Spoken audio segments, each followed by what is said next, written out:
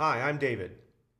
In this problem, we're given a point in rectangular coordinates, and we're asked to find 2 points or 2 sets of polar coordinates that represent the same point, but we're given the restriction that for those 2 polar representations, we need the angle theta to be between 2 pi and 0. Okay, so first let's draw a sketch of where this point is. So the point -3, 4 is over here at -3 and up here at 4. It's this point right here. Okay, so I need a polar representation of that. And we know that for polar representation we need 2 things. We need a radius and we need an angle theta. So my radius is going to be this distance right here, and my theta is going to be this distance right here. And certainly that theta is somewhere between 0 and 2 pi. So first of all, let's figure out, how do we figure out this radius r? This r right here. Well, we could use the Pythagorean theorem, but we know that this is a right triangle with side lengths 3 and 4. So this right triangle I would get by kind of drawing a line right down there. We know that r is going to be 5, right? It's a 3, 4, 5 right triangle. So r has got to be 5. No matter what polar representation of this point, r is either going to be 5 or -5. So I'll keep that right there. Now, our formula for theta is tangent of theta equals y over x. That's how we could take our rectangular coordinates, y and x, and get theta.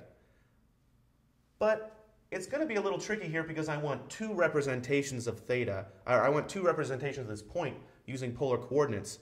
So what I'm going to have us do is I'm going to look for this angle right here, theta hat. So instead of using this formula, I'm going to use this formula.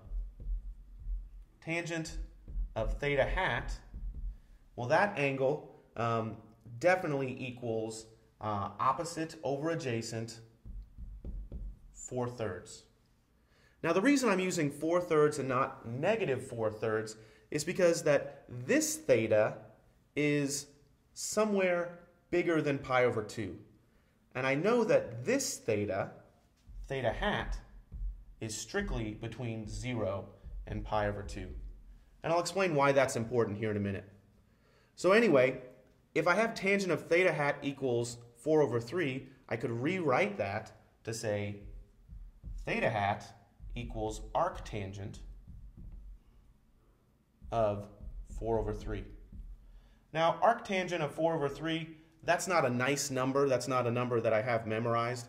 You could plug that into a calculator if you'd like to get an approximation of that, but we're just going to leave it as arctangent of 4/3. Okay, so this angle right here is arctangent of 4/3. So let's start getting a couple representations. If I want to know how this orange theta and this blue theta hat are related to each other, well, their sum is pi. So I could write that theta equals pi minus theta hat. Because if I sum those together, I have a straight angle, and the sum of those 2 angles would be pi. Okay, so my first point could be this one. R is equal to 5, and theta is equal to pi minus arctangent of 4/3. Okay, so that's my first polar representation of this point. Now I need to find another one.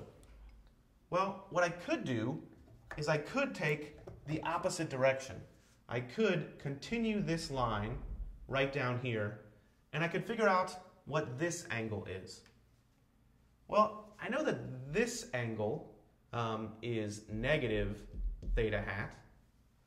So I know that the angle that goes all the way around